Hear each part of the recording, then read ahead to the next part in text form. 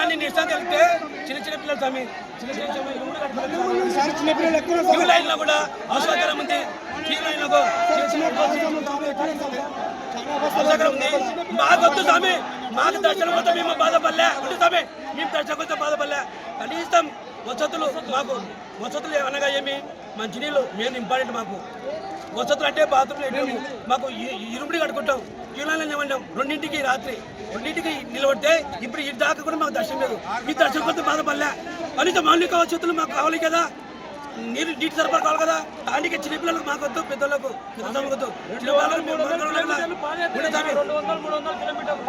కిలోమీటర్లు పాదయాత్ర చేసుకుంటుంటే మాకు ఈ సంవత్సరం గత సంవత్సరంలో ఇంత ముందుకు ఇట్లా దళిద్రంగా ఈ వసతులు ఇంత దళిద్రంగా ఉన్నాయంటే ఎప్పుడు లేదు, మాకు ఎప్పుడు జరగలేదు. సంవత్సరంలో గత నేను మాకైతే ఈ వసతులు చాలా దళిద్రం ఉన్నాయి, వసతులు చాలా దళిద్రం ఉన్నాయి. మాకైతే ఈ వద్దు, మాకొద్దు.